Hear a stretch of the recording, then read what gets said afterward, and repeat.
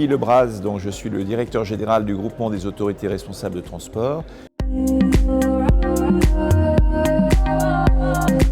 Je crois que la crise est évidemment à la fois a été un risque parce que voir du jour au lendemain la fréquentation des transports publics réduite à pas grand-chose par rapport à ce qu'elle était avant, avec une baisse très importante des ressources, avec à peu près 30% de baisse en moyenne sur la durée de la crise des recettes tarifaires, c'est quelque chose qui est excessivement difficile pour les autorités organisatrices de la mobilité à absorber. Il n'en reste pas moins que cette crise a permis aussi de voir à quel point ce secteur était résilient et qu'il permettait quand même de maintenir, quelles que soient les circonstances, un service de qualité pour les usagers des transports du quotidien. Et donc, de ce point de vue-là, il nous a permis aussi d'imaginer des solutions innovantes, de compléter les transports publics classiques avec des nouvelles mobilités, de donner une véritable place au vélo en ville et donc de ce point de vue-là et à la marche à pied et à tous les moyens de transport complémentaires à l'offre de transport public classique qui ont fait que véritablement cette crise a pu être considérée à la fois comme un risque important pour, je dirais, la survie des transports publics, mais aussi comme une opportunité. Tous les mots sont importants dans AOM. On parle bien évidemment de mobilité et non pas de transport, ça veut dire qu'on parle des transports classiques, on parle de la complémentarité entre l'automobile et les transports publics, on parle du vélo, on parle de la marche à pied, on parle du transport à la demande, on parle du covoiturage, de l'autopartage, de toutes les nouvelles mobilités, de l'utilisation des moyens de transport liés à l'utilisation des réseaux de données, les assistants personnels,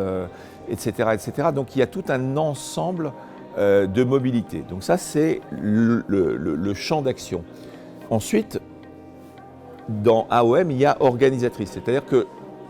les collectivités sont là pour organiser tout cela, faire en sorte que ça soit complémentaire, que ça fonctionne, je dirais, de manière harmonieuse et que finalement, on puisse optimiser le service rendu à la population. Et puis enfin, dans AOM, il y a le mot autorité, c'est-à-dire que c'est l'autorité, c'est la collectivité qui est détentrice du droit à la mobilité et elle le délègue, ou elle le fait elle-même, ou elle le délègue à une entité autre, à un opérateur ou à d'autres services, ce qui fait que l'autorité reste maître, je dirais d'abord de la tarification, du contenu du service, de son volume et de sa constitution, mais aussi s'appuie sur la compétence du délégataire qui va pouvoir effectivement mettre en œuvre la politique de mobilité. Donc il est très important que tous les moyens de mobilité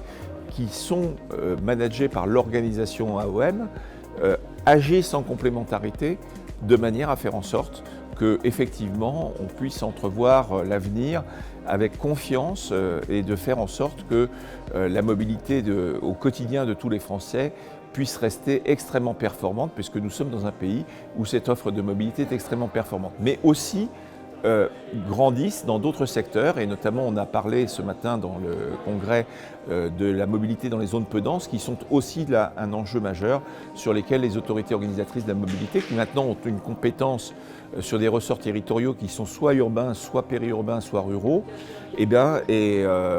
peut intervenir pour mettre en place de nouveaux services au bénéfice de toute la population du pays. D'abord, ID4CAR est un pôle de compétitivité. Moi qui étais actif dans des pôles de compétitivité, qui ai travaillé pour le ministre de la Recherche, je sais tout ce que ça peut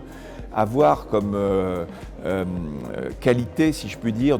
pour les rencontres entre des acteurs qui viennent de milieux différents, de dialogue entre des entreprises et des industriels et des autorités organisatrices et des collectivités. C'est un lieu de rencontre et d'échange extrêmement divers, de très grande qualité, et la qualité des débats que nous avons eus ce matin et aussi la qualité de tout ce que je vois autour de moi montre à quel point les pôles de compétitivité ont un rôle indispensable à remplir, et cette journée au sein d'ID4CAR évidemment est pour moi un moment extrêmement intéressant.